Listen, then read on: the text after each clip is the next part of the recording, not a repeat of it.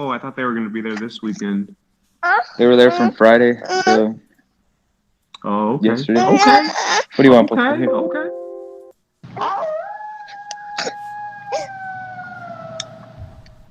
Want to sit right there, Papa? Want to sit next to Daddy? Are you gonna kick his ass?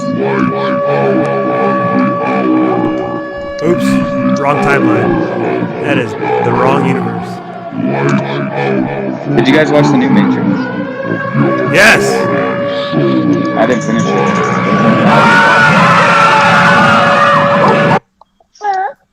We got You through didn't half. finish it? You went to go watch it at the theater or at home? It's on HBO Max at home. I just watched like an hour. You didn't watch it all? No, What kind of shit is that, dog? What'd you think? so far it's okay. It was kind of boring, but starting to get good. And now Kind I'm of feels like, like fuck, they I rushed gotta. it, huh? They what? It kind of feels like they rushed it. Yeah. It just. I liked it, though. I don't know. The beginning was so far it was slow, Yep. like really slow. Like it's just dragging, and it's like fuck, something needs to happen. You know why I liked But it started to. I'm not gonna spoil it, but it's just because people complain how like it's not as good as the first three, but it's like how are you gonna have a movie that good compared to the other three that were like classics? It's like you can't. This is just like a feel-good movie. Like your expectation shouldn't be that it's gonna be the best movie ever, but it's like a final conclusion to Neo and Trinity. So I liked it actually. I think it's a good watch and it makes you feel good at the end. Hi. Get all happy. Yes. Hi, buddy. How are you doing? What's going on, buddy?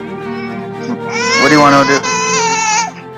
What? Yeah. Why are you doing this to me right now? Why are you doing this to me right now? Like out of all the days, you want to act like this today? You act so normal all the time. He's like, true.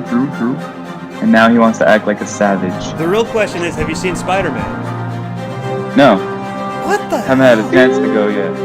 I guess no, I shouldn't say what the hell because it's only in theaters and that's hard for new parents. Yeah. Yeah. So we haven't had really a chance to go, but I'm going to go. I love Spider-Man more than anything.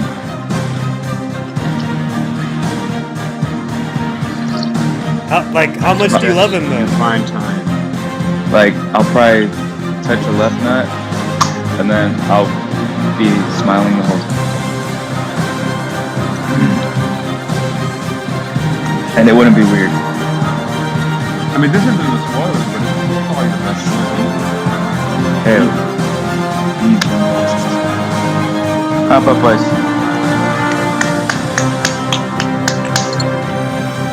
Clap, Oh clap. bullshit! Clap it. We're good to go. You guys ready? Ready? They're Yeah. gonna be with this little infant right here. Cool. Should be ready because we're live.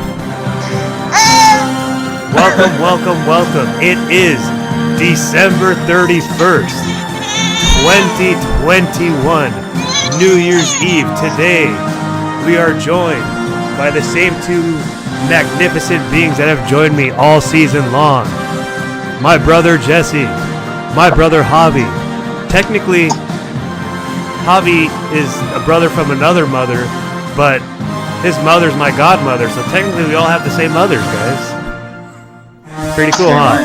But welcome on this New Year's Eve. Very glad to be here with everyone. This is week 17. Week 17. Usually this would be the last week of the season, but we got a bonus season or a bonus week this season. So we got week 17 this week and then week 18 next week, and that's it.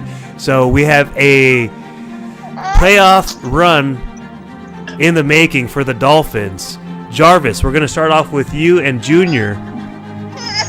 How are the Dolphins looking right now, and what else do they got to do? If you can do it, if you need to hand it off to Jesse, you can go ahead and do that. We're running the Wildcat right now. But what are the Dolphins? How are they looking for the playoffs, brother? Fill us in. Well, we've been doing good, but these last 2 weeks have been really, really, really bad. I think we've been slacking, especially on offense these last 2 weeks, and it's putting us in a lot of trouble. And if we continue to play this way, we're definitely not going to beat the Titans this Sunday. I think our offense needs to at least show up. I don't know why they suck so bad. I don't know why they can't score. I don't understand why they don't push the ball down the field. It's very confusing to me why they run the Broncos offense. And it just doesn't it doesn't make sense. We have Tua and there's nothing going downfield. So ultimately I think it comes down to the offense just scoring more. We have literally possessions where we drive down and Tua throws an interception, or one of the best kickers in the NFL last year is missing field goals. And hold on, stop. And yeah, we just need to limit our turnovers, our mistakes. But I think if our offense can just show up and put up, 20, 21, we can take these next 2 games for sure. But if our offense can't score for shit, if we're over here struggling to score 10 points in the half, yeah, we're probably not gonna get far. I think if we play like we did against the Saints, against Ryan Tannehill, we're gonna get pooped on. But yeah, I just think our defense is pretty unstoppable right now. That blitz shit that we keep doing, sending everybody in. Why more teams don't do it, I don't know how it's so successful. I know it's puzzling everybody. But yeah, I think our defense is going to do what it does. Our offense is the reason why we're going to fucking slack. So, Question. Yeah, go ahead. Who do you play this Sunday, and what do you need to do to get into the playoffs? We play the Titans on Sunday, and we just have to keep winning. We're already in the 7th spot, and if we win these next 2 games, we're in, no matter what. And if we beat the Titans and the Colts win, the Colts are going to jump the Titans. And it's just, everything is so close. So every win really matters right now for all these AFC teams. You win 1 game and you're moving in between all those spots. But I think, we just got to win out. If we win out, we're going to set ourselves up for either the 5th, 6th, or 7th seed, and we're good to go. So we just got to keep winning. Hey. Jesse, what do you think about the Dolphins? I got to give them credit, a boatload of credit, because really it's been them and the Chiefs that have been on this crazy run the last 7 weeks. You remember the Chiefs? They were 3-4. They've won 8 in a row now. The Dolphins were 1-7. Now they're 8-7, 7 in a row.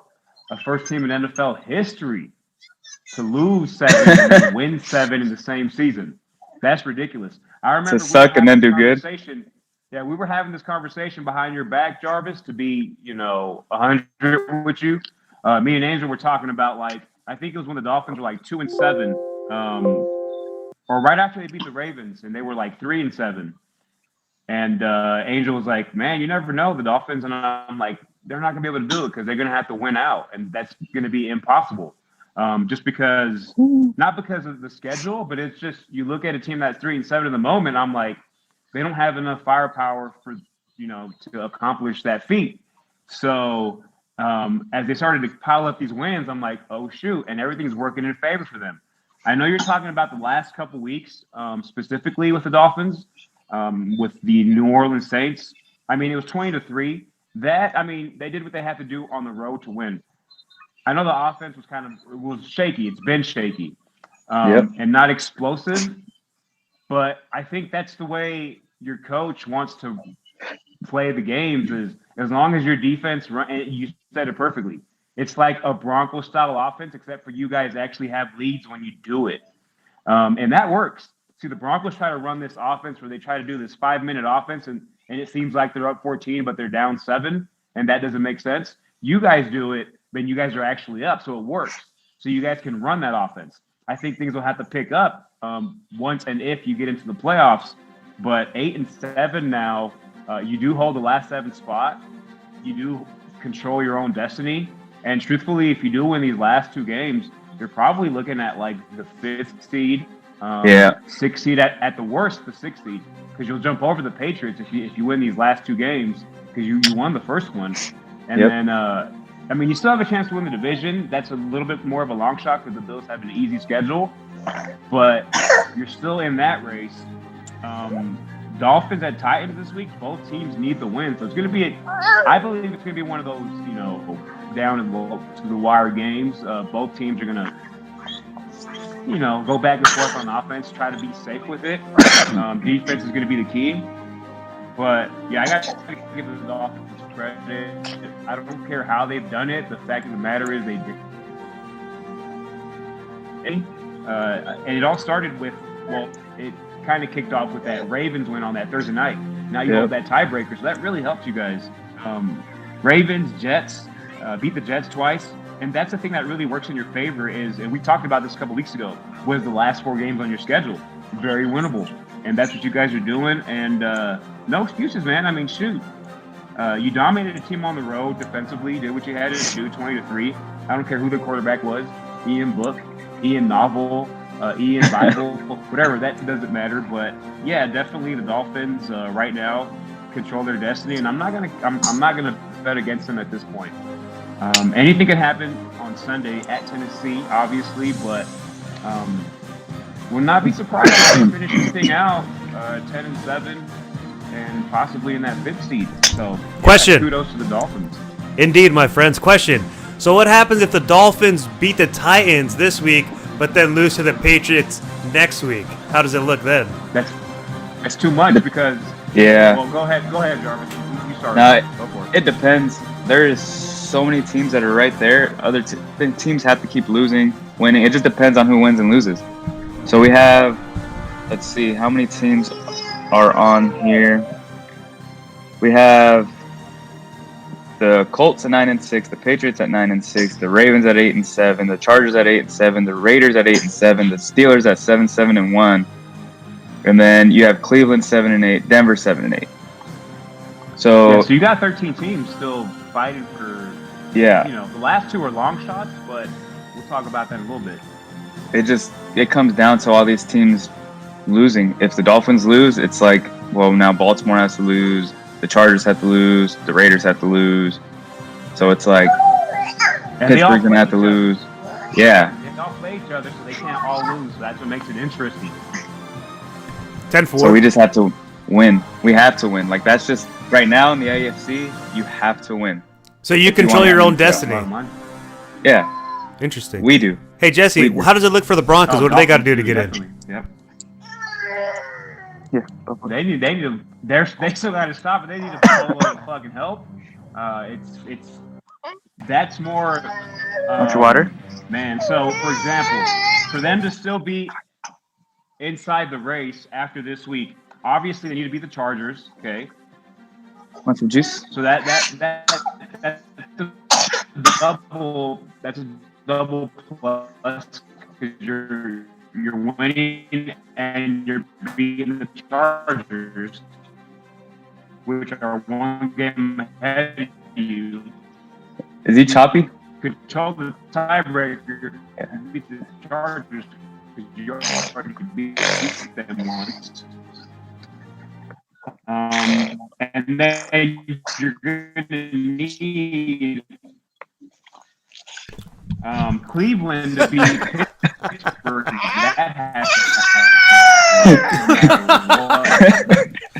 Hold on, Jesse. Jesse, I have to stop you. I'm sorry. Oh my God, you are wigging out on the screen. I hate to stop you, but it would slow down. It would slow down your video, and then you'd be in slow motion. Then we'd hear you in slow motion, and then it's like the video would fucking go real fast and catch up. But you're back, so go ahead and continue, Jesse. Okay, so I don't know where it messed up, but so Denver needs to win. They need to beat the Chargers, okay, and then they'll hold that tiebreaker.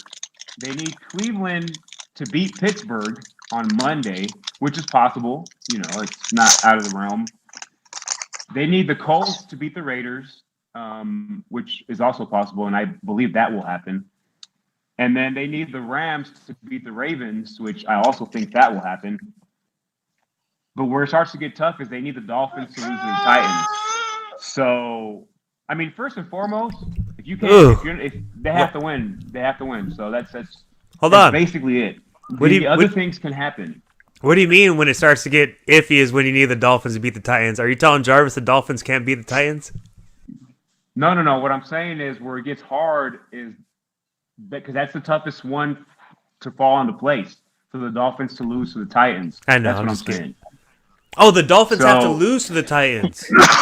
Yes. Yeah. I thought it was the opposite. My bad. My stupid angel. No. We hold the 7th seed. Essentially, need the Dolphins to lose at Tennessee. Need Baltimore to lose against the Rams. Need the Raiders to lose against the Raiders. Excuse me, the Raiders to lose against the Colts. And then Pittsburgh to lose to Cleveland, and Denver needs to win. So a lot of stuff, but it's not – those losses can happen.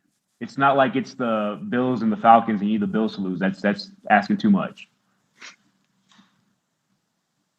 Or the Patriots to lose to the Jaguars. Cool. Yeah, So it should be a fun weekend of football. Yeah. Especially for you guys. either For us, way, the yeah. Giants, the Giants play the Bears. Well, the Giants aren't my team no more. The Cardinals are. But just if we're talking about the past, the Giants play the Bears. So the Giants need to lose that and just keep climbing up the fucking draft board. If, for Giants fans, not that I care, but, those Giants fans out there, that's what they're looking towards. But awesome. I'm glad that you guys, Jarvis, I'm glad you guys have a shot. The Dolphins, that is. And Jesse, I'm glad you guys still have a shot as well. Just fucking don't put in Bridgewater. Let Drew Lock just fucking go ham. Whatever happens, happens. If he throws 4 picks, great. He might throw 4 touchdowns, though. No, I'm pretty sure Bridgewater's probably out for the season now at this point.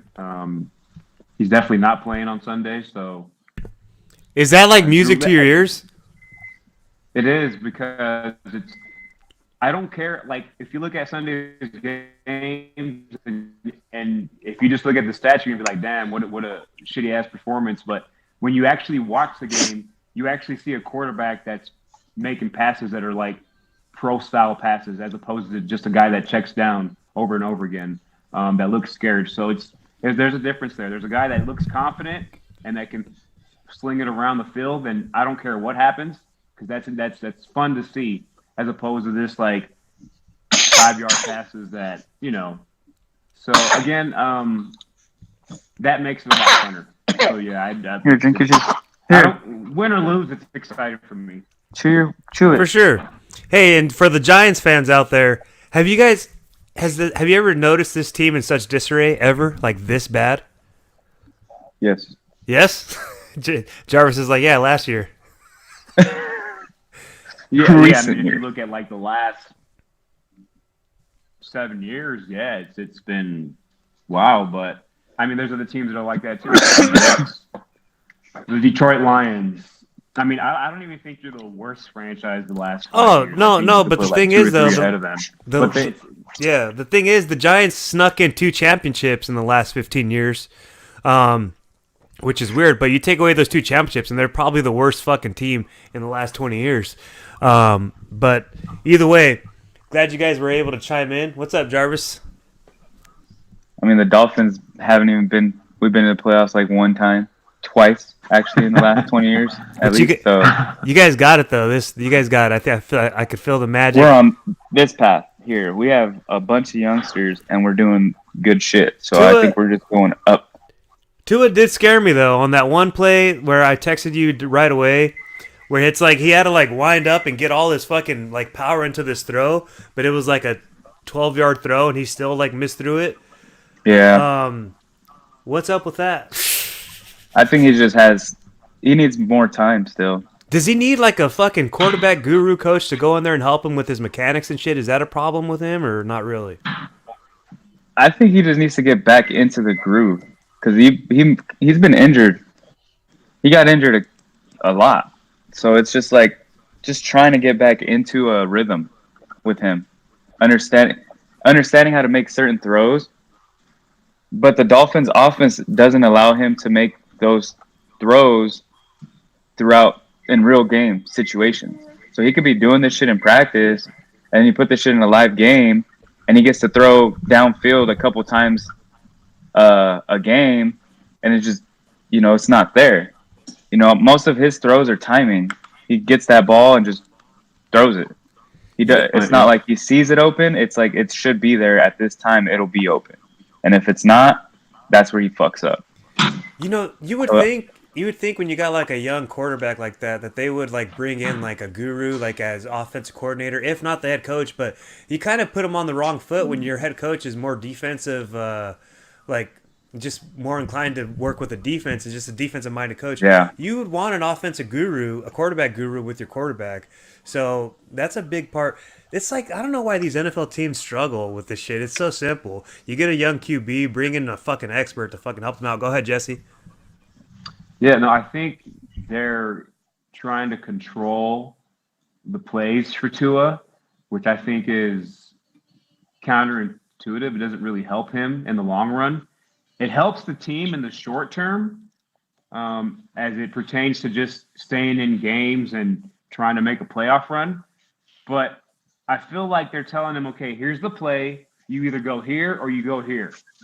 But then when the play breaks down, I feel like since he doesn't have the option to just do what he knows what to do, like playmaker, and that's where he looks kind of like sporadic. When the first option's not there or the second option's not there, it just seems like, okay, the play is supposed to go here. Here's my check down. Oh, shoot, neither work. What am I supposed to do? And that's where he starts to look bad. But I think that's more so them controlling his throws. And that takes away from what he is as a passer. Because I think more so, he's a playmaker. I think he's a guy that sometimes, especially in his college days, was better when things like would fall apart. He doesn't have the speed of a Kyler Murray. He doesn't have the arm of Josh Allen, but he has enough to make plays. And I don't think they're letting him be who he is. I think they're just trying to control it and just trying to make the playoffs, which is cool. It'll be fun this year. But I think long term, it can kind of like take him back a little bit until like, okay, let's let him be who he wants to be, as opposed to just letting him just go out there and do your thing. He has the playmakers around him. You can't tell me he doesn't, especially receiving wise. And it even makes the receivers besides Waddle, like Waddle's the truth. He's getting the ball anyway, like on reverses, whatnot. But I think other playmakers aren't able to show their talents because they're not being thrown the ball like they should be because of a lot of the safe plays. Hit that shit spot on. That's how I feel about Tua. I feel like they're doing that shit to him. And like you said, these receivers can't make plays because, you have this safe shit. It's like quick slant or nothing. Well, shit. If that slant's not there, what are you going to do? Nothing. It's not like letting the play develop downfield. All right, if your one is not open, you're going to go to two. If that's not open, you go to your three. And then, there's no progression in this shit. It's either A or B, and that's it, and then you're done. There's no looking through everything. It's frustrating as a fucking fan when you're sitting there watching this shit, screaming at the damn TV because you're like, dude, stop fucking doing this RPO shit. These motherfuckers, why are you bringing in Jacoby Brissett on 4th and 1? Like, let Tua do this shit. Why are you fucking playing it safe on every fucking play? And then it's like, we need to have something happen. And it's like, all right, let the ball fly. And then he finally lets the ball fly and something happens.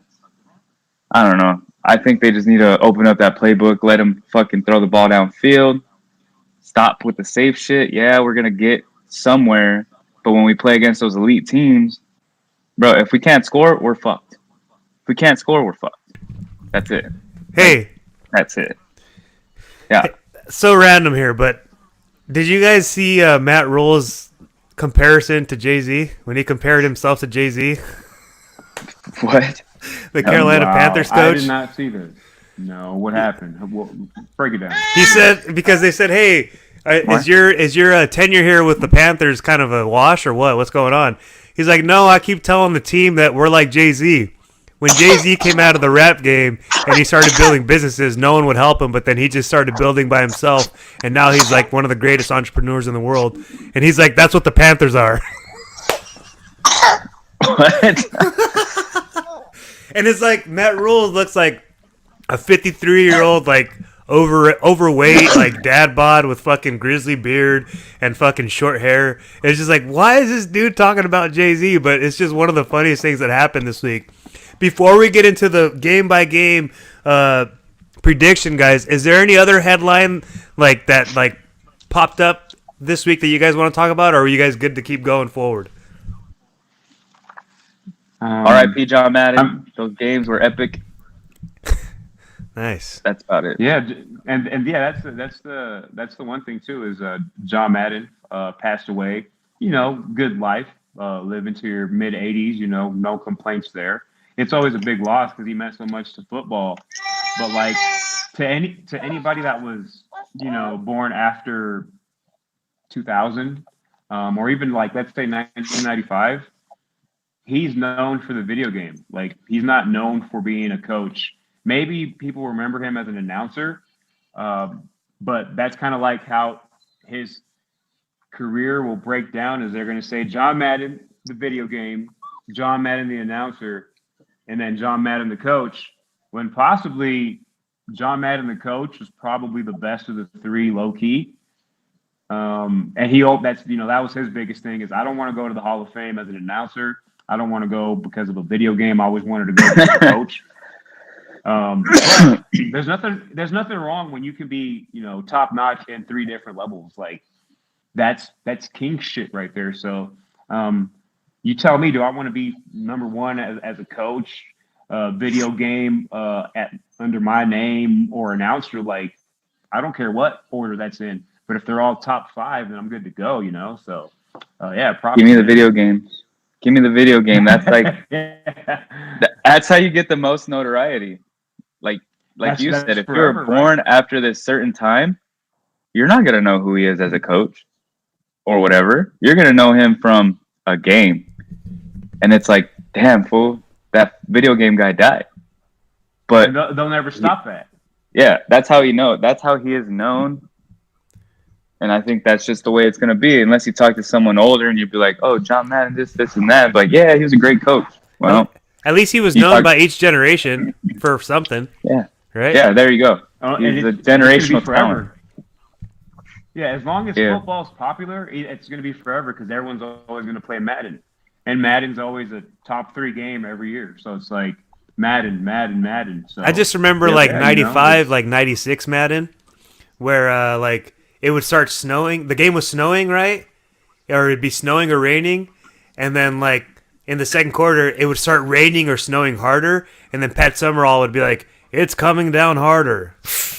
Like those two announcing the game in the 90s was just fucking epic. Pat Summerall and John Madden. You know, sports wise. Ahead of the times. Yeah. It's yeah. Rest in peace, John Madden. But also, yes. I think before we get into the games, I kind of want to get into the NFC playoff race too, because it's only fair. Yeah, definitely. Good call. I mean, because the AFC playoff race, we went through the team that's in at the end, and the team that's no way it's going to happen unless magic happens, but they still have the shot.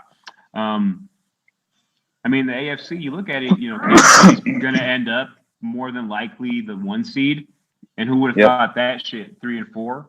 I didn't think that. I was like, man, this team's not even going to make the playoffs. I thought that. I've never changed my pick this whole time. That shit still stayed. He's got it. And look what happened. The top 2 seeds in each conference are my Super Bowl picks. So we'll see. Yeah. I switched from Buffalo to Indy.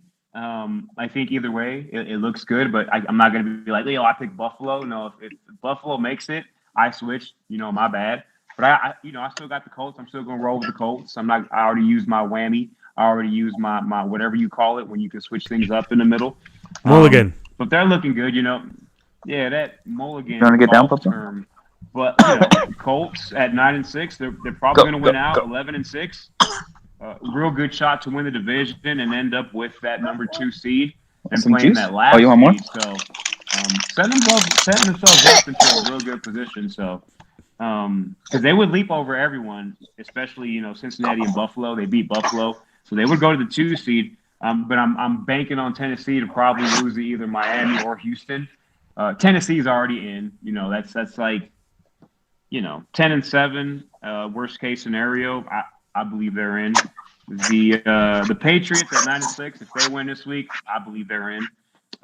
Dolphins, if they win this week, they're gonna have to win in that last week against New England, and that's gonna be very interesting for Jarvis to say the least. And even if they don't win this week, they're still gonna have a real good shot.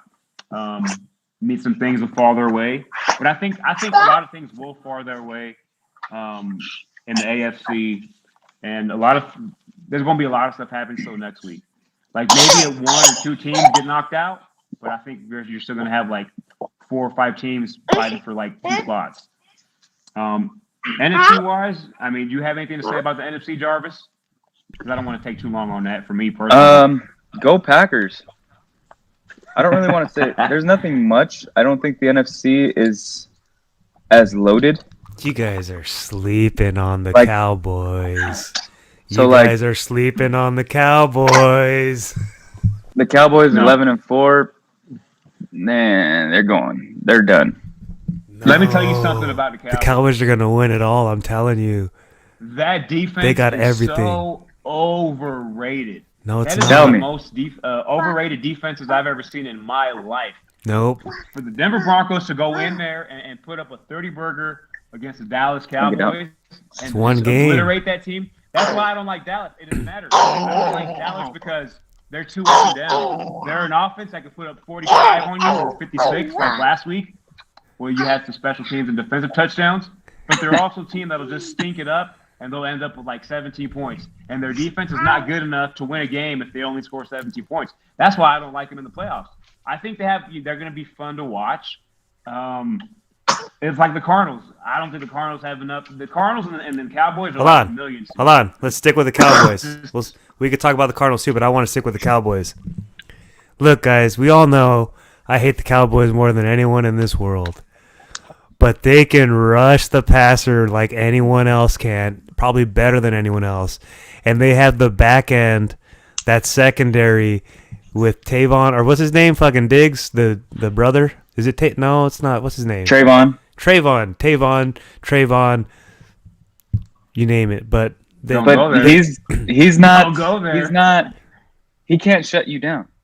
The reason he gets interceptions, he's a risky motherfucker. Yes. He is a risky motherfucker. Yes. And if you watch He's all a of his playmaker. interceptions, yeah, he's in the right place at the right time. But as far as covering somebody, when you're playing, if he's going to try to cover Devontae Adams, you're fucked. He can't even touch his nuts. Well, you wouldn't want to there's touch not his even a nuts, chance.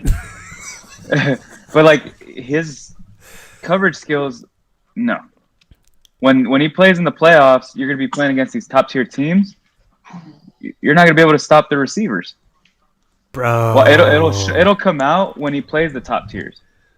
Well, It'll come out when he plays these playoff teams that are pretty good. they look special, And guys. He's gonna get exposed, Guys, and which is what should be happening. I mean, he's given up the most yards as a defender, as the closest defender. He's given up so many yards. Yeah, he's got a bunch of interceptions, but when you have a corner giving up that many yards, it's inevitable that he's just gonna get destroyed. He might get an You know what, interception, truthfully? but he's gonna get destroyed. go ahead, Jesse. Yeah, truthfully, okay. I'm going to give him credit because he has all these interceptions. Mhm. So that's going to give him the notoriety because interceptions are very important as it pertains to like the visual. And people look at like who leads the league in interceptions. Oh, that guy has to be the best.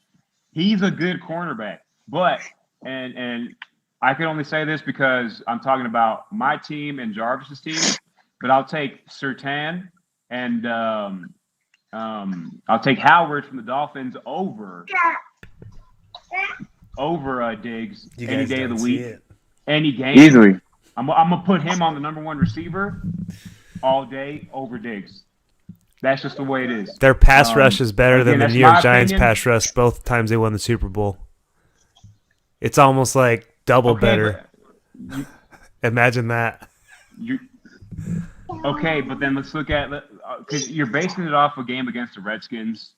No, I'm not. No, I'm not. No, I'm not. I didn't even watch that game. Against I didn't even watch. Giants, the Hold on. Giants, Hold on. Time out. Time horrible. out. Time out. You're just going with the narrative that's not mine. I never said anything about the Redskins your and narrative? Cowboys game. No. Hold on. Let me get my point out, and then I'll let you go back. No.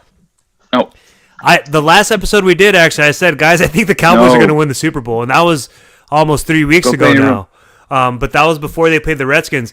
The Cowboys, aside from your guys' teams, the Giants and Cardinals, I probably have seen the Cowboys play more after those few teams that I just named.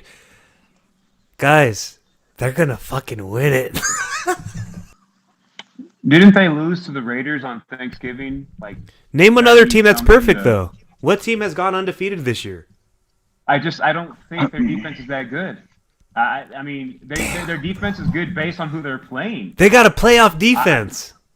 Like their defense is fucking stop it's a pass rush, and they can stop the deep. They can do anything. Like they have an all world defense. When you have the pass rush, when they have the best defensive line, and then they got playmakers in the backfield. That's a recipe for like terrorizing any other offense. And then their offense can score at will, and they can run. They have two solid running backs. So even if they lose like Zeke, Tony Pollard can still come in and still make it happen. But I don't want to keep like going in circles. I really do think, as I said 3 weeks ago, I think this is the Cowboys' year. They're Okay, out. let's first just look round. at. Okay, you know what? Yeah, let's look at their last 3 wins. Okay, because that's where the hype is at. Okay, they beat the Redskins 27-20. Whoop-de-doo. They beat the Giants 21-6. I mean, any other team would probably beat the Giants 35-6. Okay, 21-6. That's just, I get it. It's a division game. Props, whatever. And then last week was just a fireball of events where they needed that kind of win to kind of like propel them into this conversation because they haven't had that kind of win all season. And it looks good because now they're on a 4-game winning streak. Okay, great. They're a very good football team. But I just believe there are 3 or 4 more teams in the NFC that are just better, top to bottom. And unless Dak's going to throw for 4 or 5 touchdowns and get you 400, or in the combination with that running game and it's Which just he on can. point, I'm not going to – he's not going to – I guarantee you the Cowboys will not win a game if they only score 17 points. That defense is not that good. not Okay, gonna happen. but that's fine. But the main thing that we're discussing here, and there's nothing wrong with you pointing that out because that's a good point. You're more so saying that they can't just win just by defense, right? But I think the big picture is they can just win, guys. Like they can score at will, can they not? Hey, They can. Hey, man, I would love for the Broncos to be in that division. I would love for the Broncos to be in that division. I'm pretty sure Jarvis would love to be in that division. We Well, have a I'm pretty couple sure more you would wins in love to our have notch, and we Dak would love Prescott a as your little bit quarterback too. better. That's fine. Dak is the reason why they're this good. Okay, that's what I'm going to put it on, but I'm not going to put it on that defense. That's the only point that I'm really combating here is that defense is. It's easy to look dominant against a very bad division. Defensively, it is in my point of view. But will they win No, that the makes first round sense. game? Possibly, because they're probably going to play the 7 seed, which is going to be one of these bad teams. I mean, you look at who's in the 7 seed right now. The Eagles 7 seed is going to be the Eagles, the Vikings, or the Falcons. or the Saints. You know what? Matter of fact, here, put this down. The Vikings won't get into the playoffs because they're going to lose to the Packers. But if they somehow find a way to get into that 7 seed, I will pick them to beat the Cowboys in the first round, if that happens. Okay. Yeah. No, that could be a good prediction. You never know. Could be sitting here 2 weeks from now. That could be the matchup. You could be fucking football Stradamus. But I just I thought that was an interesting take. Oh, let me ask you guys this one more thing. So, which 3 teams could the Cowboys not beat in the NFC? Like, who would they fit if there are? But who do you guys see them like they can't get past them? Because logic. If I got you. If I'm saying that the Cowboys can win it all, you would think logically that they're going to have to go through either the Buccaneers or the Packers, at least one of those two, and then probably the Cardinals or the Rams as well, some sort of those combinations. Who do they not get by? Go ahead, guys. They're definitely Go not for it, beating the Jarvis. Packers. For sure. No. Packers, There's no way. You guys both The agree on Packers that? defense is that good. Aaron Rodgers has had to be not in the game for that to happen. Yeah. But you know what, though? So- Aaron Rodgers can check out mentally anytime he wants. But their defense is good enough to keep them in the game. I'll take Packers defense over Cowboys defense, personally. Aaron Rodgers is on, not in real life, but Aaron Rodgers is on football suicide watch right now. You could tell. He's already talking about how he could retire after this season. Big fucking no-no. The last person to do that was Tiki Barber. And his career just fucking fuddled after that. And the Giants won the Super Bowl the next year. But Aaron Rodgers is on suicide watch football-wise right now. So do you think Aaron Rodgers has been mediocre this year? I think he's I think been that's very lip good. service. And I think he's been great when it comes to winning games. Fantasy football-wise, he was a letdown for me. But that does not matter what we're talking about now. But I feel like Aaron Rodgers, at any fucking point, can say, you know what? I'm done with this shit. I'm gonna fucking, this game's over. I'm gonna retire. I'm gonna go to another team. Who cares? It's over. I feel like he's fucking one thought away from saying, fuck it, I don't care about this game. And just based on what he says, like, why is he announcing that he might retire right now? No, he This didn't is say Super Bowl that. run here. Go ahead. This is his last Super Bowl run with the Packers. Right now. Don't you think he could mail, knowing that he's done though? Don't you think he could just mail it in and say, you know what? It's like the reason why I can relate is because there's been so many jobs that I've had where I'm already checked out and I know I'm gone. And if like for example, the last job that I had, I knew the fucking the first day that I was there at the actual like store, I knew that I was done within like 10 minutes of being there. So what I did was at lunch, I clocked out and then I went straight home and then I told him that I quit because I knew I was done. Aaron Rodgers knows that he's done with the Packers after this season and maybe even with football, which means during the playoffs, he could, at any point, they could be down by 10 and he could say, you know what, I don't need this shit, and he could mentally mail it in. Is that going to happen? I doubt it, but it's possible. He seems like a guy that would say, fuck it, I don't need this shit. I don't. I just think it's disagree too valuable here. 100%. Too valuable here because it's playoff time. I think if he was going to do it, he would have done it already if that were the case. But I think it's playoff time. I think he's going to cement himself as one of the best quarterbacks this year and win the Super Bowl. I feel you. Jesse, chime in. Yeah, I mean, have you not been seeing like his reactions to getting these records? How important these records are that he just took from Brett Favre, being the all-time leading touchdown passer in Green Bay Packers history. These things are important to him. That's why he wants to go out with a bang, because he knows this is his last year with the Packers. Just because it's your last year with the Packers or with the team, you know, not everyone has that thought where it's like, well, it's my last 3 months here. I'm just going to mail it in. Some people want to go out with a bang and go off to bigger, greener, better pastures because you know that wherever else you go, you want to still continue to maintain that leadership, to have that sense of, hey, guys, come follow me.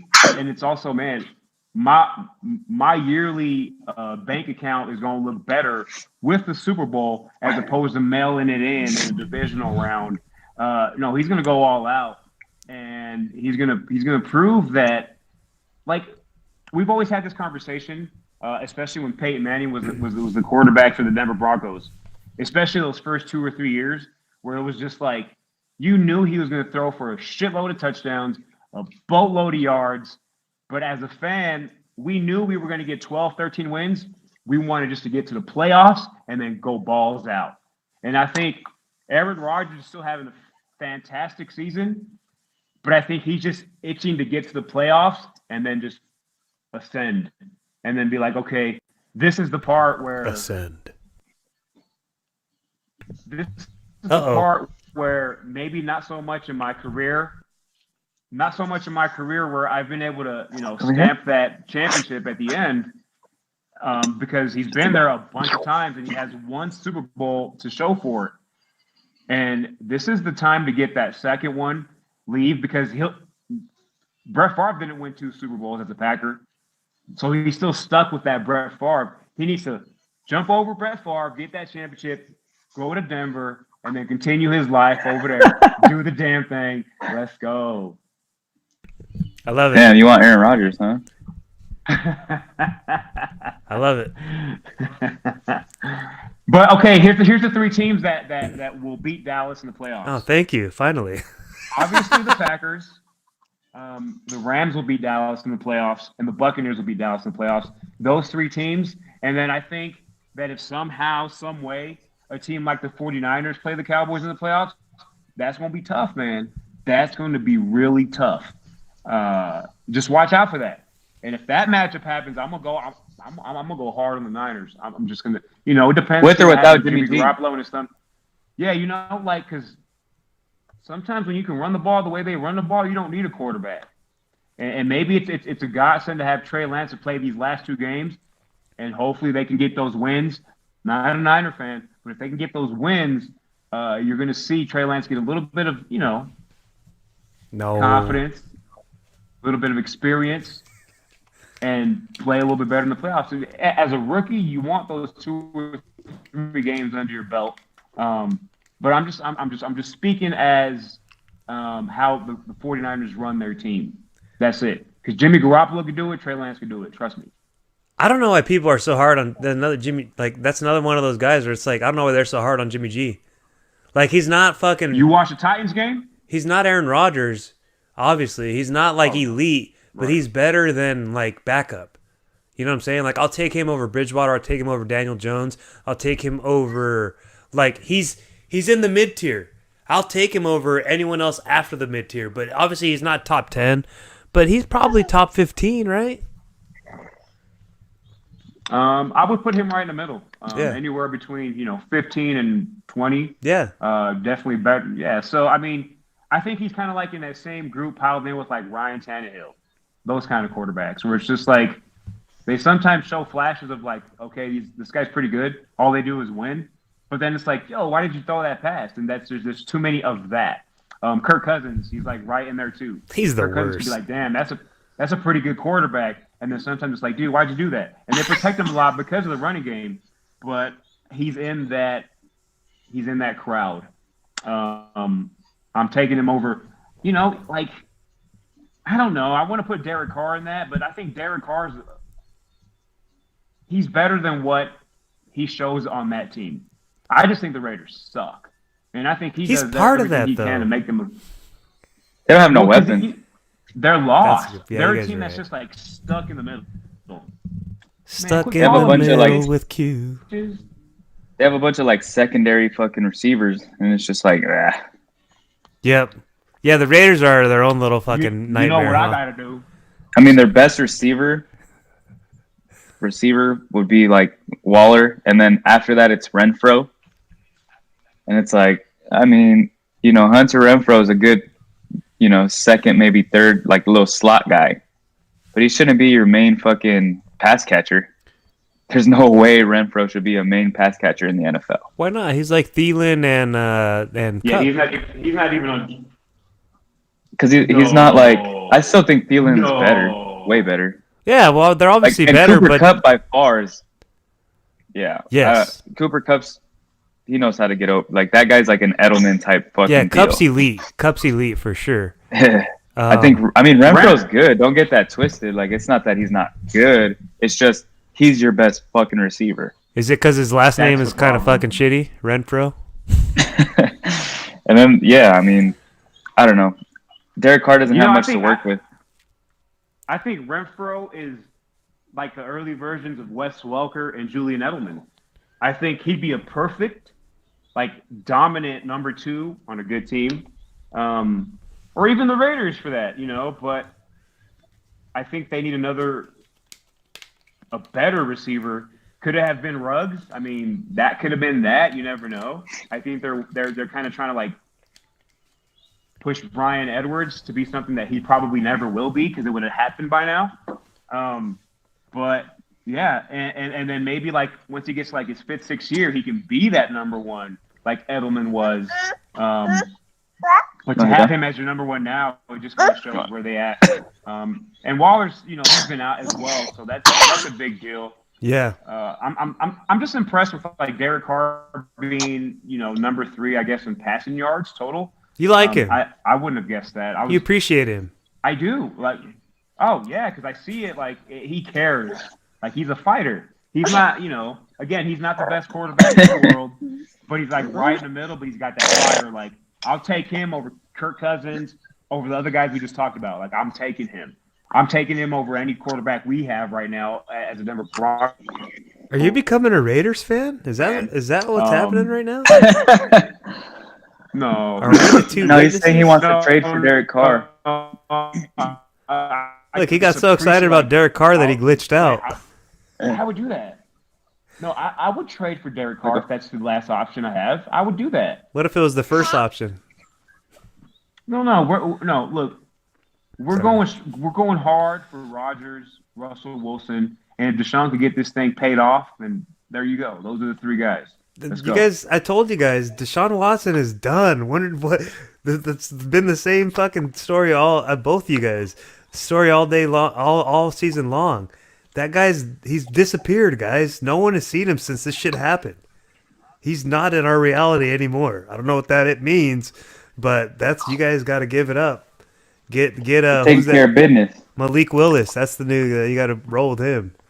His lawyers are telling him to stay away because if he says the wrong shit, he's gonna get fucked. All he has to say is, "Yeah, I didn't do any of this shit, guys. This is bullshit." And everyone will be like, "Yeah, see, guys, he said it's bullshit." You just get I don't know. I think it's the classic. It's the classic case of everything that happened but consensually, and now they're just trying to get all these people against him. That's what I see happening. That's what it's still wrong. It's you're still breaking the law or he hasn't even been charged with anything yet. That's my point. Because all these women want is payoffs, and they've already settled with half of these females. So, I mean, let's go. I feel you guys. Well, that's a great first hour, guys. We've clocked in at 52 minutes, 25 seconds. So we're going to run through these picks for this week 17 or week Q of the NFL season. So we're going to do rapid fire. If you guys want to add in little one-sentence one-liners for whatever reason you're picking it, go ahead. But the faster we go, the sooner we get there, baby. So starting off with Jesse. Yeah, flex it out, Jarvis. Flex it out. Show them. Let's get it, boy. Indeed, yes. This is New Year's Eve, guys. This is exciting. This is the first time I've ever broadcasted on New Year's Eve. So we're bringing in the new year. This the beginning and the end, or it's the end and the beginning. And 2022, that's Year of the Tiger. Big things coming. You wouldn't even believe it. Just remember this. 1 year from now, December 31st, 2022, you're not going to believe the world that we're in. Believe that. That's the first thing I want to say. And then the second thing I want to say is we're only 24 months away from 2024. Do you understand that? Yeah. We're in these times, guys. 2021 was simply a rerun of 2020.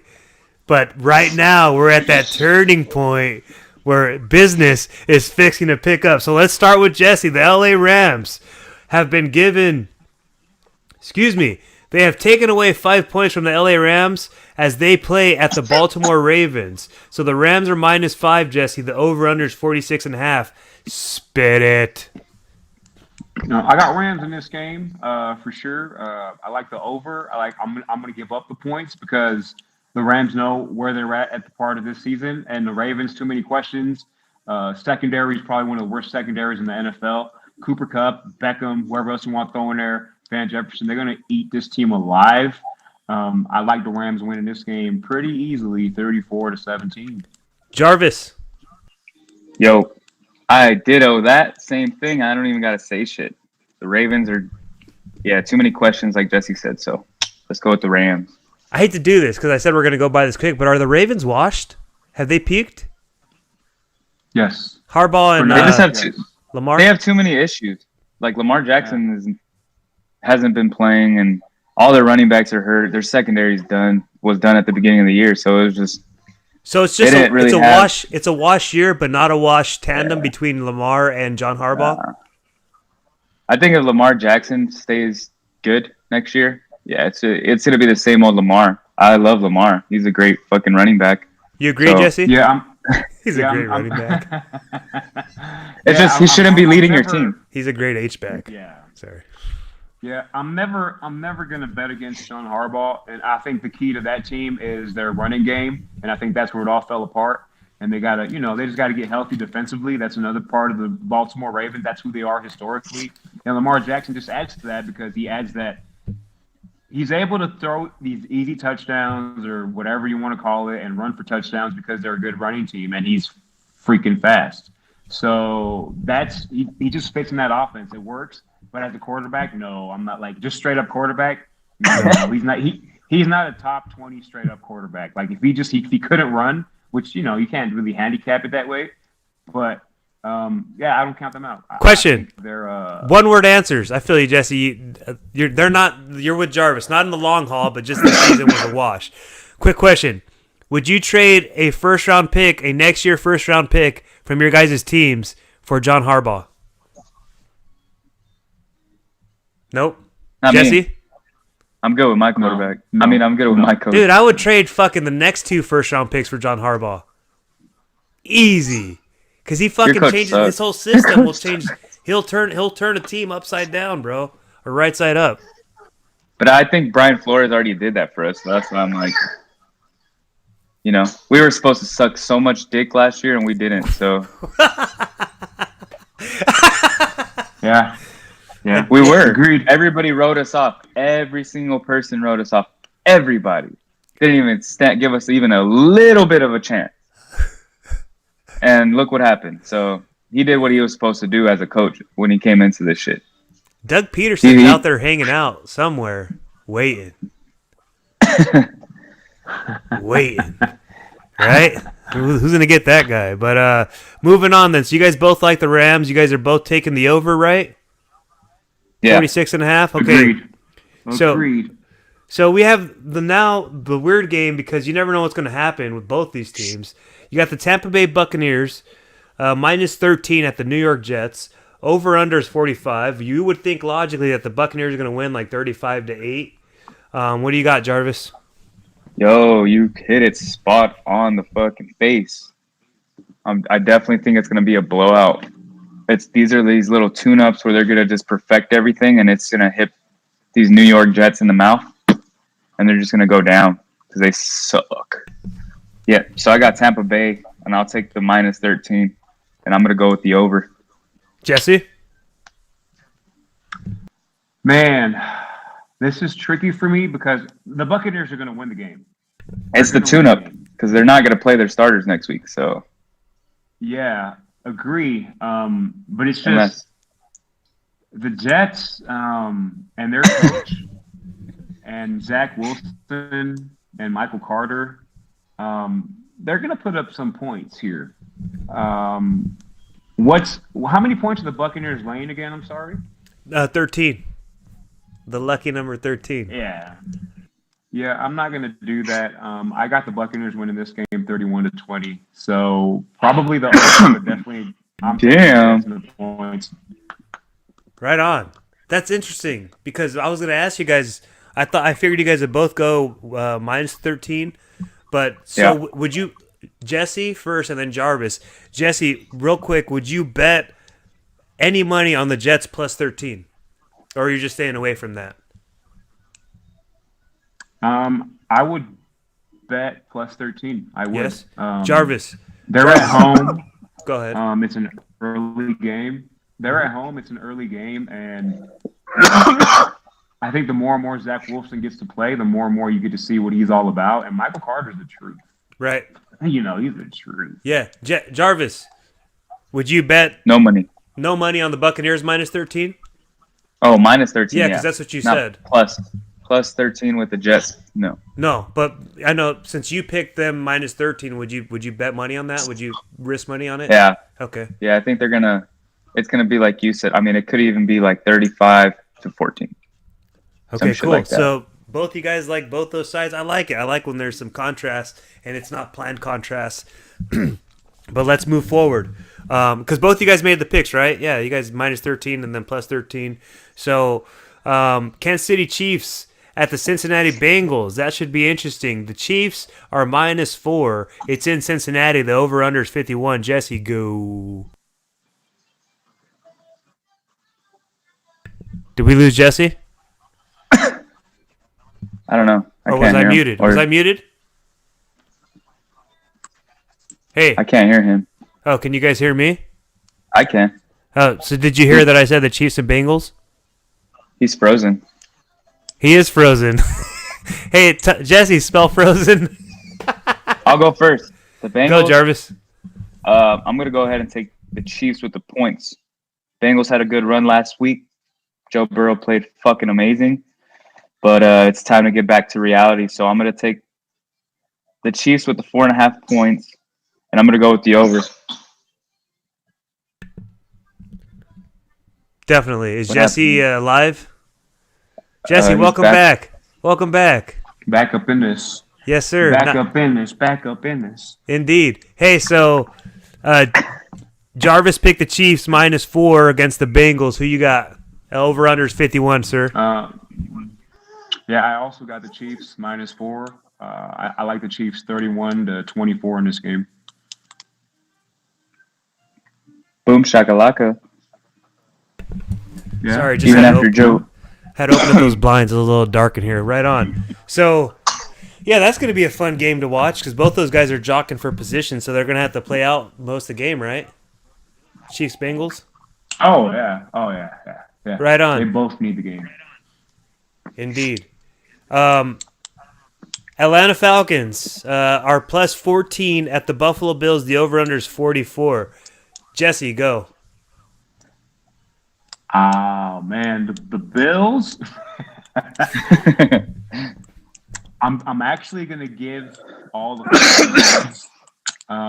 they're at home. I think they proved a lot against the Patriots last week. I think that was their hurdle for the season. A mental hurdle, especially easy for me to say, I guess. I like the Bills winning this game 38-13. Jarvis? All right, so I think I would just take the Buffalo Bills straight up. That's a lot of points, and it's just like I don't know what Bills you're going to get. And I hate the Bills. So I think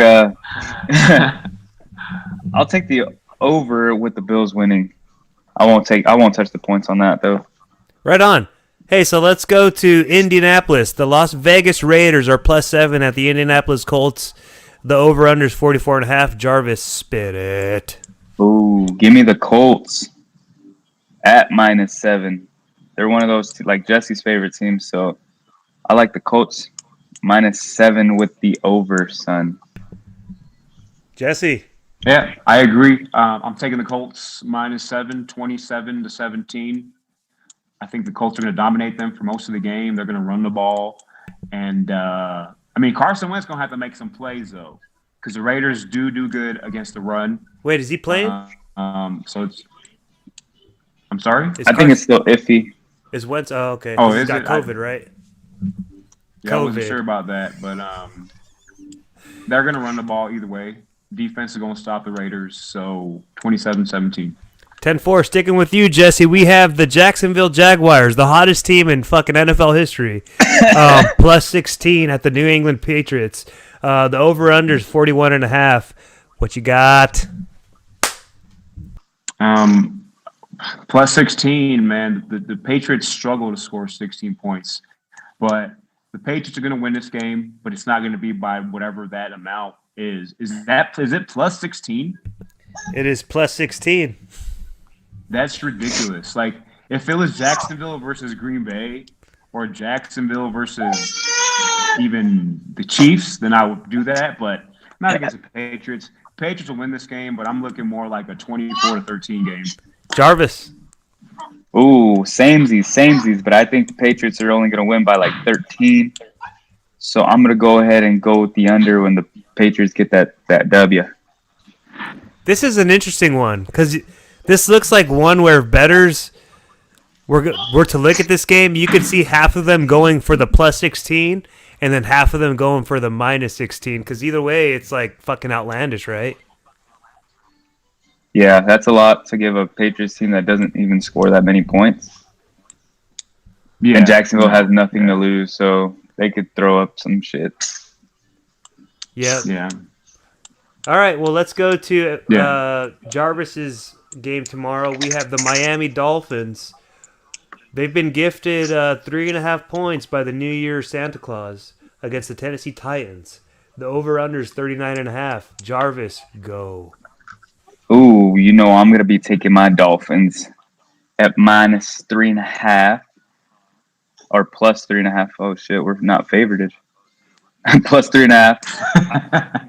I think, we're going to go with the over. If we're going to win this game, it's going to be because we score points. So give me the over. Jesse. Yeah, I don't want to break the streak, but I think it's going to happen. I think it's going to be a very tight game. Like I said earlier, it's going to go down to like the last field goal. I'm going to pick the Titans to win 19-16. So you would still take the 3.5 with Miami. So give me the 3.5. But I'm taking Tennessee 19-16. Awesome. Well, let's stick with you, Jesse. That's horrible. We got the Philadelphia Eagles at the Washington football team. No, Papa. The Eagles are minus 4.5. The over-under is 44.5. Jesse, tell it how it is. I'm going to take the Redskins in this game. It hurts for me to say that, but the Redskins are going to beat the Eagles at home, 24-21. I don't understand how the Eagles are the 7th seed. They are. Props to them, 8-7, a very sneaky 8-7. Maybe it has something to do with them being in that division. Who knows? But give me the Redskins 24-21. Probably a bad choice, but that's what the tea leaves are telling me. I dig it. Jarvis, spit it. Ooh, I'm going to have to say the complete opposite. I think the Eagles are going to win by 3. Like Jesse said, it's miraculous that they win shit, but they win. That's the thing. They win. So I'm going to go ahead and get the Eagles to win by 3 with the under. I like it. So we have Stinker Bowl, Stinkfest 2022. On Giants. January 2nd, 2022, the New York Giants are +5 against the Chicago Bears. The over-under is 37. Someone say something good about this game. Jarvis, go. I'm not going to watch it. But Me neither. but I'm going to go ahead and take the Giants +6. I think the Bears are going to win. I do not like the game. So I'm going to take the Giants +6 with the under. Don't do it. Jesse, what do you got? +6, that's not. It's +5, actually. I got the Bears. Oh. Yeah, I'm going to take the Bears in this game. Thank you. They're going to win, and they're going to cover. I like the Bears to win 19-6. Hey, is the rookie playing? Fields? From or No, Fields, Justin Fields? Glennon. Or do we not know if yet? something came up in the last few hours, but I haven't heard either him or Dalton yet. If But he even does if play, it's Nick Foles, they're still gonna win. right? No, I was just gonna say that I agree with you on that. But I was just gonna say that if Justin Fields plays, this might be his come out game against the Giants. Just saying, just what I think. But I think the Giants defense plays hard, man. Give them a little bit of credit. stop, bro. That's the poor side. They Look at what they did don't. to the Cowboys. Huh? No, they play the Giants defense plays very hard. The team sucks.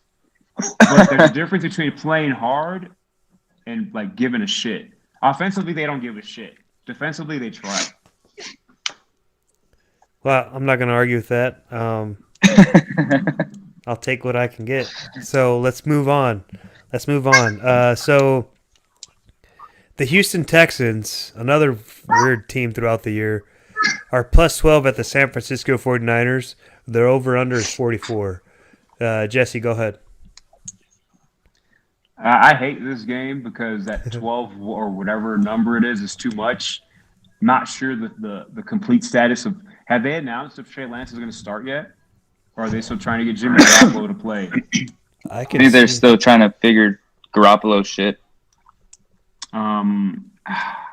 Yeah, I can't do all of those points because the Texans are just one of those. I mean, they beat the Chargers last week, and Rex Burkhead was looking like Adrian Peterson. Like, let's go.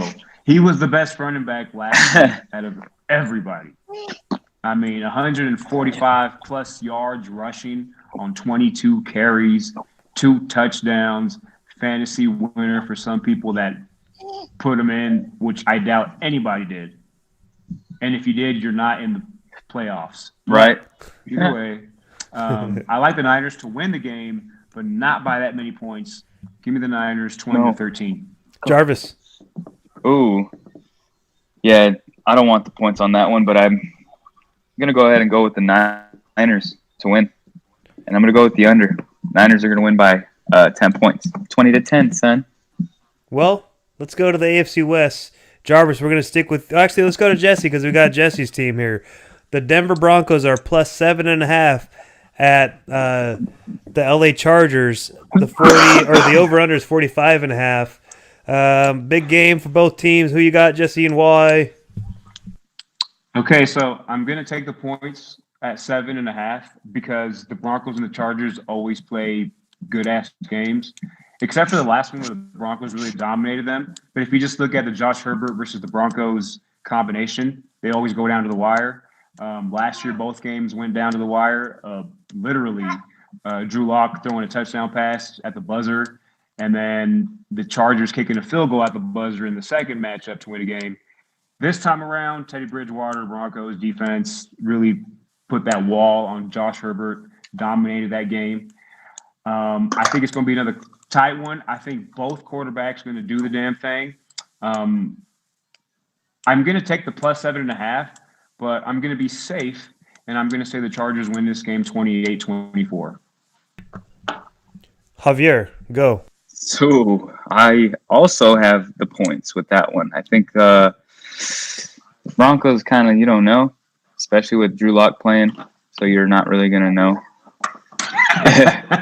You just won't know. I mean, he's barely touched the ball this season, so you just don't know. But I do know that those games are always close, and they come down to the wire regardless of who the quarterback is on either side, regardless of anybody getting hurt or people being out. It's just going to be one of those, fights. But I do like the Chargers to win by 3, and I will like the under. Interesting. That's going to be a fun game. Actually, I would say that's going to be a fun game to watch, but watching the Broncos sometimes, because, I always want them to win for, my family members and shit. You're right. It's just so frustrating to their offense is it's weird. It's like the team they're playing against always has the ball because the Broncos go 3 and out like 75% of the time. It is so weird to watch. Spitting image of our team. We just have our defense kind of does our little shits. It's like the Giants are the worst fucking case scenario of an offense. They're like the worst tier, and then the Broncos are like the mid tier, and then the Dolphins are. It's like the Dolphins are not great. The Broncos are kind of shitty. Then the Giants are really shitty. It's funny. It's like I wonder what it's like to have like an explosive offense and just be able to throw the ball at will. That'd be fun to watch, huh? I need a quarterback that can give me more than 4,000 yards in the season. This shit's fucking getting ridiculous where they just don't do that shit. I wish I had Justin Herbert on my team. I love that guy.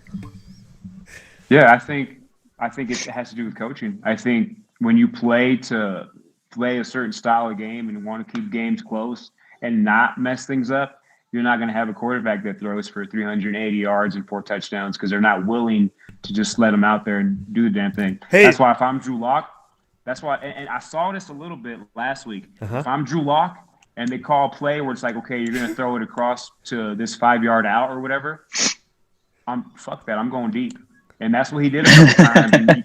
They on a couple of those passes, they cut to Shermer up there in the box, and he's just kind of like frustrated. kind of like, no, you're not supposed to throw a deep pass. If I'm locked, I say, you know what, I'm gonna ball out. I got 2 games to ball out. I'm gonna go by the play, but I'm gonna pick the guy I'm gonna throw it to. And that's what I would do. I mean, personally. I like that. Two things. So with that scenario, with Drew Lock kind of running his own thing, and being able to do that, and like you said, he threw the ball deep and it probably wasn't supposed to. Don't you guys feel like there's been like an unwritten rule this season where teams weren't allowed to go deep that often? I feel like this is the least amount of times where teams went deep with the ball on offense. Like it's like the Giants never did it, bro. They did like maybe once or twice. I can only speak for my own team because that's the one I watch mostly. So, yeah, for sure, we don't fucking throw the ball downfield at all. We don't take any shots. We have one of the fastest receivers in Waddle, and we still don't take any shots with him. So, it's super weird. Yeah, I don't know. I don't know why they wouldn't do it more. I was going to say something else, but I forgot. Anything else on that? Yeah, on like that? Go ahead. I mean, if you're an NFL team, especially if you got great quarterbacks, or it doesn't matter. Like you should at least go deep. And what I mean by deep, the ball should be in the air at least 25 plus yards, at least 4 times a game. That should be the minimum. And I finally saw that with Drew Lock last week. The stats weren't there, but guess what? When the defense knows you're about to throw it a little bit deep sometimes, they have to respect it. Yep. It opens up the running game. Drops. Yeah. And there was some drops, man. I'm not gonna get into the details of the game. Right. I'm not gonna make excuses for Drew Lock, but let's go. Yeah, I would throw deep on first down way more often if I was an NFL coach, especially on first down because no one does that shit besides like Aaron Rodgers and shit like that. But real quick, before we move on to the next game, Jesse, did I lose you? Oh, we lost him. Damn. Hey, you're back. Hey, Jesse, give us your Vic Fangio face, please.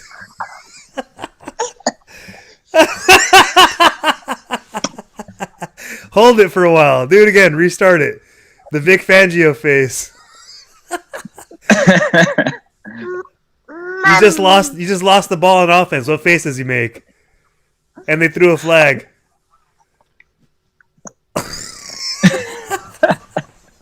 It's so funny when they show Vic Fangio on the sideline, dude. His mouth is always open, and he literally is like, he's got that like what's going on look every fucking time, dude. Yes, that's exactly what it is. Sorry, we'll keep going to wrap this up because we got just a few games left. He does the eyebrow. He does.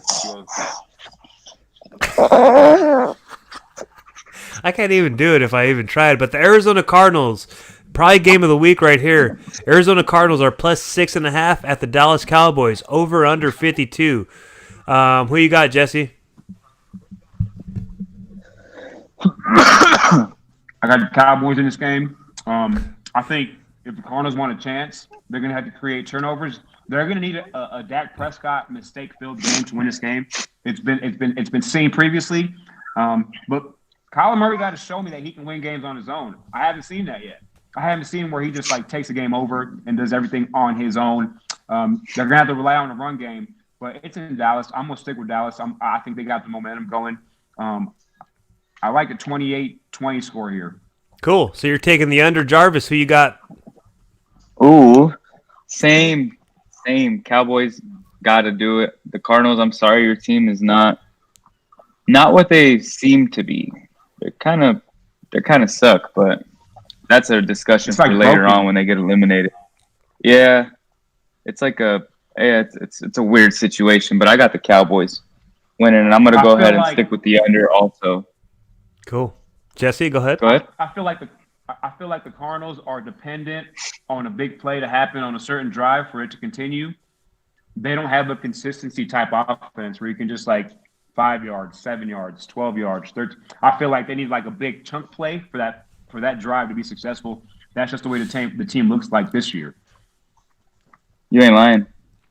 It's that long Kyler Murray run or a bomb. That's what it is. But what if they get like 7 touchdowns from James Conner? That's another explosion. Right, that's another explosion. You know what? Go ahead, there. Jesse. I'm sorry.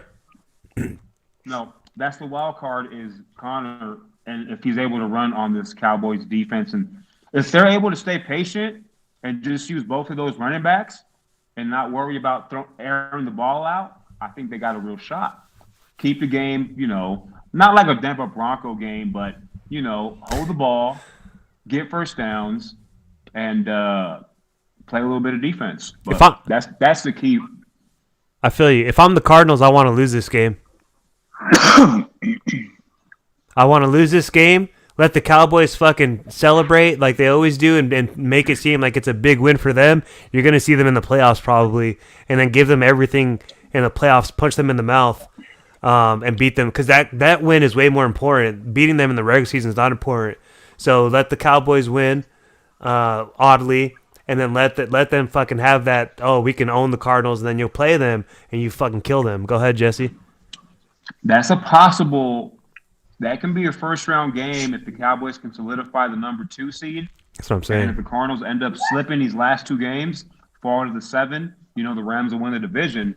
I think the Rams will win the division no matter what. But have the Cardinals fall to that 7 seed, and you can see that collision in the first round. That would be fun. Yep. Yeah, I want to lose that game if I'm the Cardinals. This game, actually. But so, Jesse, we'll stick with you because Jarvis is busy being dad of the year. So this is what I figured out. Jarvis is dad of the year. Jesse, you're father of the year, and I'm man of the year. Is that okay? Does that work?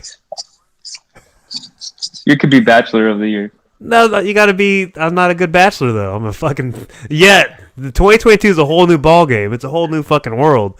But I'd say for 2021, let's just say I was brother of the year. No, I can't even say that. Let's say I was friend of the year. I was friend of the year. How about that?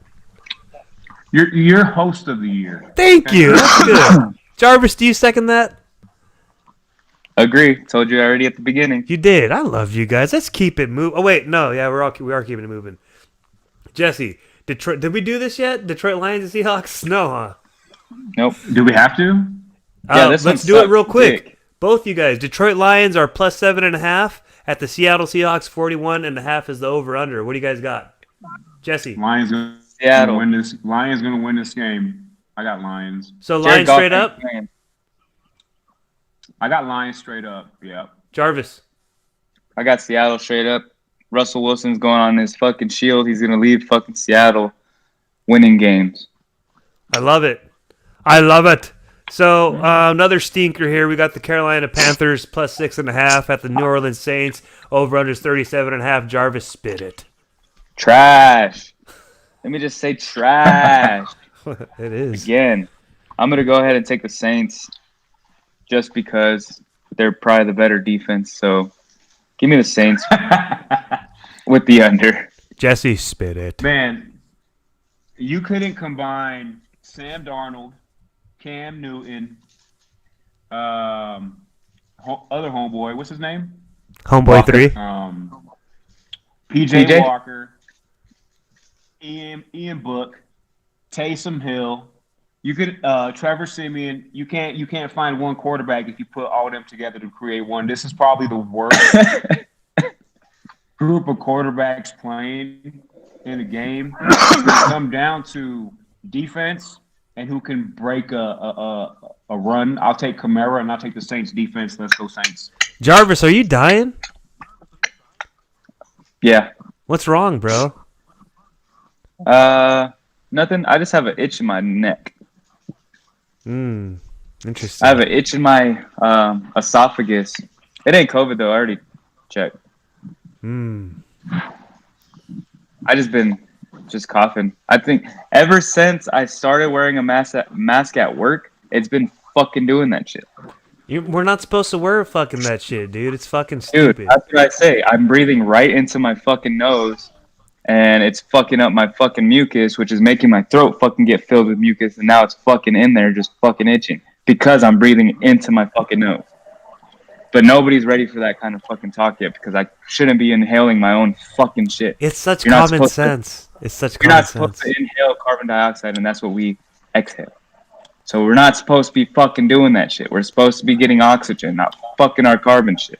Yeah, and see, when your health is like getting fucked up because of this shit, that's where I get mad. So I'm just like, hey, good aliens that are out there, do something big so that we can turn our country around so that people can have freedom again, because brothers like my brother Jarvis are dealing with shit that they shouldn't have to. Jesse still can't fucking smell and taste normal. I'm evolving, but that's a whole nother ball game. We're keeping me out of this.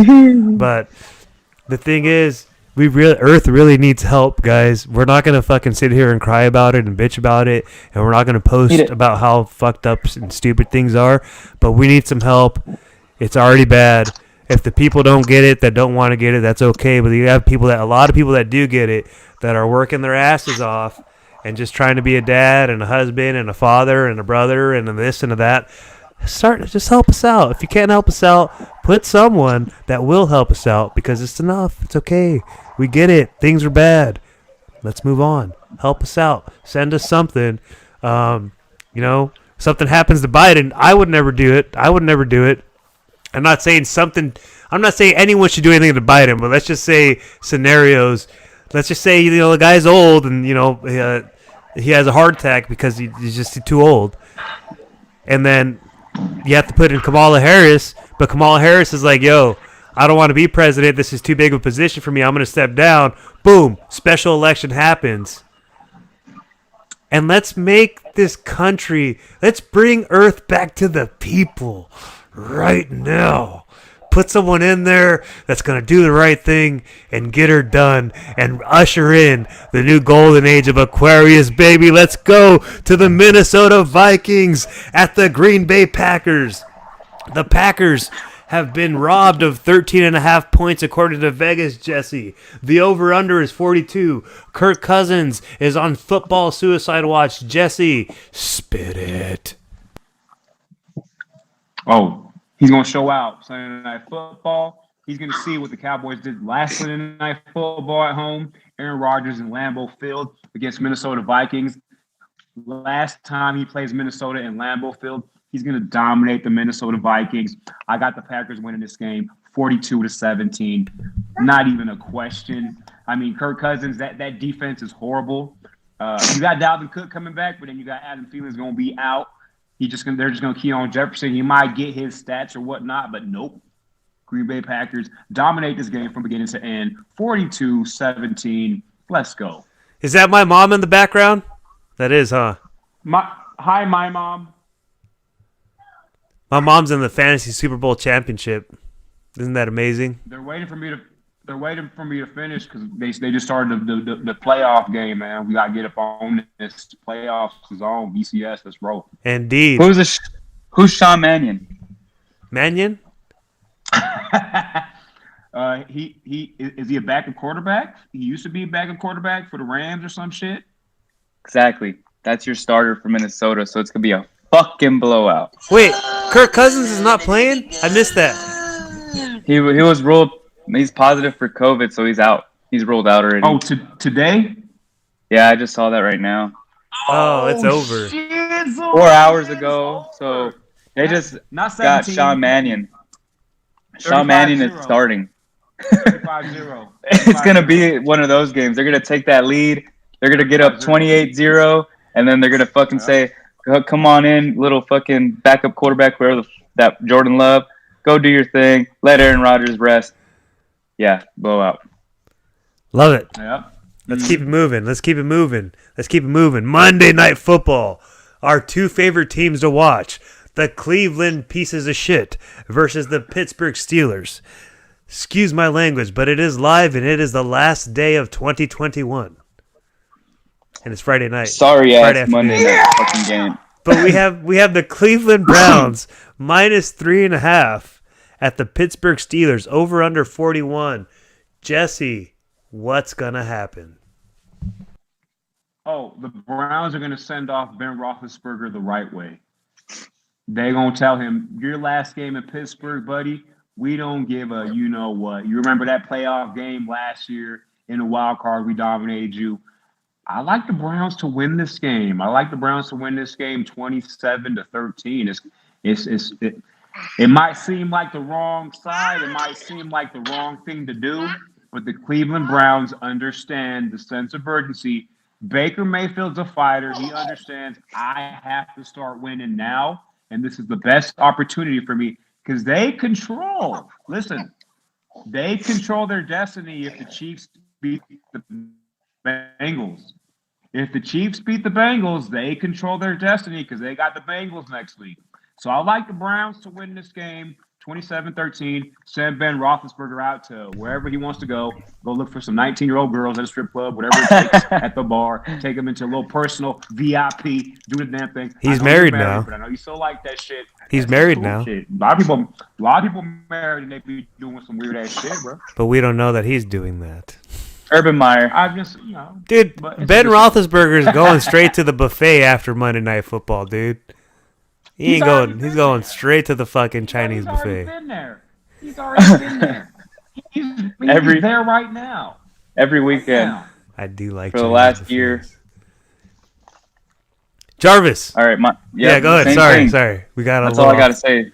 Same thing. Cleveland's gonna kill these little Ben Roethlisberger and his fat ass is gonna be Dunsky. I'm tired of Ben Roethlisberger. Are we That mean? shit's stupid, Are we bullying Ben Jarvis hates watching the Roethlisberger? Pittsburgh Steelers. bro. This fool is Hates Jamarcus watching Russell. The Pittsburgh Steelers. What the fuck? I can't stand this shit. Ben Roethlisberger looks like a fucking refrigerator just standing there. It's fucking trash. He sucks. And Ben Cleveland's gonna Roethlisberger go looks in like there- a millwright. dude. He does not belong on a football field unless he's a fucking porta potty handler. It's so weird. Hey, He before we sucks. send this off, let's play a game real quick. Yeah, let's play it. Okay. We're going to play a game. We're going to put Aaron Rodgers. We're going to put Russell Wilson. And we're going to put, let's put a third guy in there. Deshaun Watson. And you can say he's going to be in jail or he's disappeared, whatever you want. Okay. You put those Move. three names, and I want you to pick a team they're going to be on in March. Let's go. Okay, Ooh. all three of them? Angel. Or just Yeah, one? Russell Wilson, Angel. Russell Wilson? Russell Where's Wilson in March. New York Giants? Aaron Rodgers. Denver Broncos? Deshaun Watson. Nowhere. Okay, that's a good answer. Jarvis? All right. Ooh. So who's first? Yeah, give it to Jarvis Yeah, now, you don't- Jesse. Oh, no, I was only hosting you because I got to give you the questions. You're the host again now. You're the host. Oh, you get. Well, let Jarvis chime in too, though. Why not? No, that's what I'm saying. No, what I'm saying is you're the host, so you ask Jarvis the question. Oh, I got you. Jarvis, these three quarterbacks, who are they going to play for next year, starting with Aaron Rodgers? Aaron Rodgers gonna be going. To Miami? I can see him going to. Let's go ahead and go with. Let's go with Denver. Let's go with Denver. Russell Dangerous Wilson. Russell Wilson. Ugh. Let's go ahead. You know he wants to take his wife to New York? He probably does. And he's gonna go to a big market, and that's probably the only one that's going to be available, like a big city feel. So let's go ahead and let's go with New York. Ooh. I like Russell Wilson all of a sudden. And Deshaun Watson, Yeah, Deshaunee. if he's fucking free and he didn't do none of the shit and everything gets fucking dropped, he's coming to Miami. Miami. Okay. If he's Now, free. now you ask Jesse. All right, Jesse, Russell Wilson. New York Football Giants. All right. Aaron Rodgers. The Denver Broncos. Those are pretty much a given. Now let's go ahead and with Deshaun Watson. The Miami Dolphins. Dude, They just hold waiting to on. Get him. They don't like that shit. I think we just created something here. We just gave all our teams like the top three quarterbacks in the NFL. If it happens, they say it only takes two to believe for something to be like permanent out there in the ether. Three of us believe. Did we just upgrade our teams? Unknowingly? Yeah, we did. I love it. And they all Jarvis make said sense. AFC They all make Championship sense. game. Bruh. Say that again, one at a time. No, I said they all make sense. They in do. anybody's book. They Jesse? all just fit in where they're supposed to be. Yep, Look at this. Look at this. I'm seeing. It can be like those three. You can do round robin with any three of those teams. Think about it.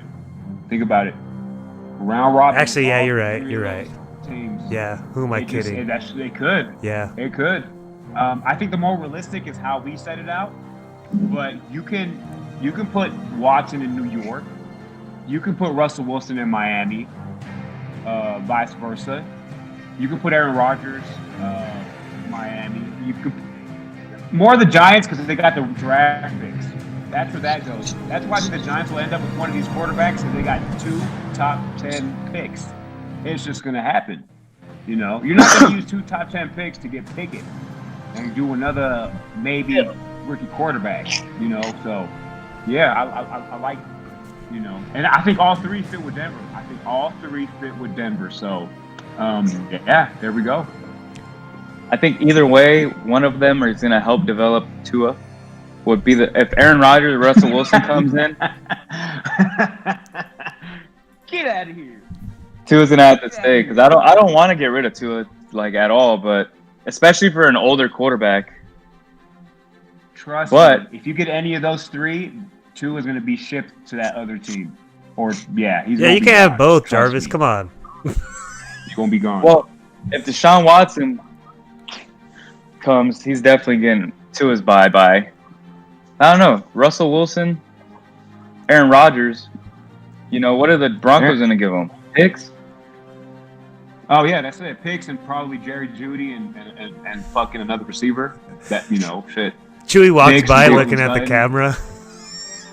I tell you what, man. I think Aaron Rodgers and Devontae Adams are a package. I think they're a package. I truly believe that. Watch out for that. That'd be dope as shit. Real quick, as we wrap this up, we're at an hour and 36 minutes, now 37 minutes. You put the 1 and the 37 together, you got a Give me 11. Because 3 plus 7. Anyway, shut up, Angel. That's a different universe and a different timeline as well. New Year's resolution for Jesse. Laugh more. Jarvis. that. Get in the best shape of my life.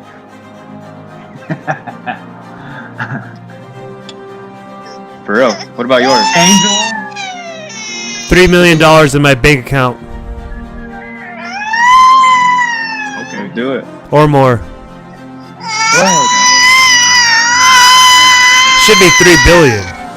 Anything else you guys want to say as we usher in the year 2022? Hey, baby. What you doing? Hi. No, man. Let's go crypto. Let's go crypto. Let's go sports. Happy holidays. Gratitude and more abundance to all. Indeed. NFTs. Let's do it. I'm all about fucking graphene. You're all about what? Graphene. It's the vibranium on Earth. Get it. Find it. All right, everyone. Well, we will be back next Saturday. But I will make as much clips as I can from this. I want to thank you guys for joining me on this last day of 2021. 2021, it's been fun, but I hope I never see you again, my friend. 2022, let's see what you can do. Holler if you hear me. This is New Age Sports Talk. May your son be brilliant. Jesse, send him off with the final words of 2021. Bye, bitch. Bye, bitch. Jarvis, exclamation point that shit. Bye, bitches. Get the fuck out of here. Let's get this shit started next year. Yep. By next year, I want my last thing to say, I'm rich, bitch. Yeah. I want to see 6 zeros with 2 commas in my bank account. Yep. It's gonna happen. You will. It will. You will. I feel like there's something else I want to say, but I'm too hyped up. It doesn't matter. It's been a fun show with you guys. We'll see you. We'll do this again next Saturday for the last week, and then we'll keep this up during the playoffs, and we're gonna end this shit stronger than Mark Henry in 1999. Have a good night, my friends. I'll talk to you soon. Deuces.